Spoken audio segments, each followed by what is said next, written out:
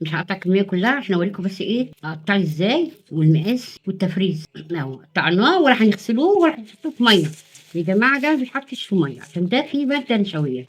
الماده النشويه دي مع الميه بتنزل يعني تخلي الميه تخينه كده ومش حلوه، وفي ناس طبعا بتقرف. طب وليه؟ عشان زي ما هو كده ما نغسلهوش ما يلزقش وما يزحلقش في الاكل. وبعدين طريقه التفتيش يا جماعه ما تحطوش كله فوق بعضه، عشان تيجي تحطي في الفريزر ما ياخدش مكان، وفي نفس الوقت تيجي تحطيه في الاكل او في الشوربه المغليه ما يدوخش. بتطلعي الهوا كده اهو اهو، ولف الكيس واربطي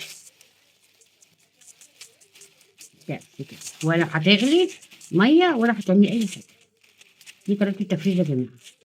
نجيب السلق بعروقه كده اهو ونحطه في الخلاط، لان ده اللي هينزل لنا الماده الخضراء اللي هنحتاجها للقلقاس. محدش يا جماعه يرمي العروق، العروق والورق بيتحط في الخلاط. وادي الكزبره يا جماعه، انتوا بتغسلوا خضره ما تخليهاش مربوطه عشان جوه الرباط ده ما بيبقاش فيه حاجات كويسه، لازم الحزمه تتفك وتتنقع في ميه بخل كده. احنا ضمننا الحاجه نضيفه.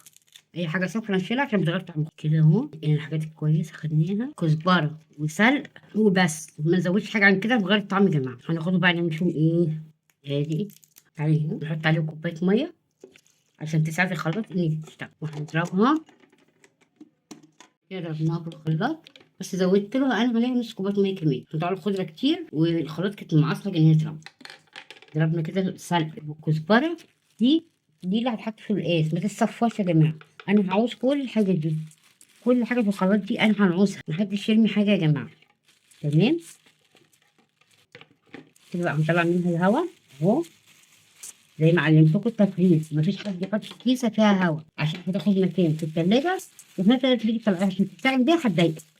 لكن كده تبقى سهله، هتتكسر قوام وتنزل في الشرب او تسيبيها تفك بره. دي كمان طريقه التفريز بتاعتي دايما بوريها لكم، عشان لو عايزه تفرغي حاجه لازم تفرغي الهوا وتزقها كده بعد كده تحطها في الفريزر كده. تمام. الشوربه بتغلي لازم الشوربه تحط عليها نص ليمونه عشان طبعا القلقاس ما ينزلش المخاط بتاعه. دي ليمونه صغيره كده حطيت حبه كده. تغلي غلوه نسقط عليها.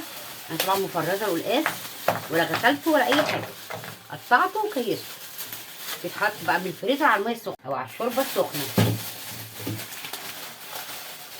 كده. الكميه اللي انا عايزاها اهي، هسيبها بقى تغلي غلوه بالليمون وهرجع لكم تاني. مع الشوربه غلى غلوتين طبعا عشان الليمون. الميه زي الفل اهي ما فيهاش اي حاجه مزحلقه وكده. القلقاسيه كتبت فيها الماده النشويه اللي بتنزلها. بعد كده هنجيب الخضره السلق والكزبره تضربيهم في الخلاط وما تصفيه.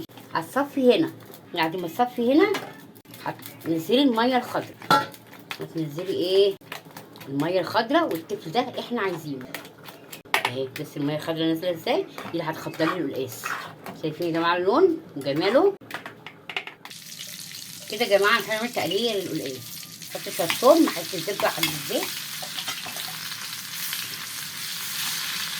وادي التفل اللي طلع من السلق والكزبره بعد ما صفيناه. هو ده بقى التقليه اللي بيتعمل فيها القلقاس. ده كده سلق على كزبره بصب في الخلاط بعد ما صفيناه على القلقاس الميه بتاعتها، خدنا التفل بتاعها مع توميه.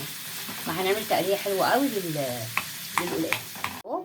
وهو لسه في السوا بحط له التقليه اللي انا عملتها، التومه مع الكزبره مع شويه السلق اللي رماه في الخلاط طلعنا منه، خدنا منه الميه والتفل اللي طلع عملناه في توميه طبعا زي ما انا وريتكم كده. خلاص كده احنا القلقاس تمام. هنغطي عليه ونسيبه بقى يستوي براحته. لما يستوي هوريهولكم. بصوا يا جماعه استوت اهي زي الزبده بالظبط بالظبط. تلت ساعه مش مستحمله ان احط ايدي عليها اصلا. ودي اخف القلقاس لان كان فيه تكه كمان اللي هي السلق بيتحمر وينشف ويتدق ويترمى عليها، بس انا لقيت ان كده خفيف كده اطعم واخف. يبقى الف هنا والشفا حبايبي. يا رب اكل محسن يعجبكم وتكاسب المحسن البسيطه بتاعتي. يلا حبيبي سلام.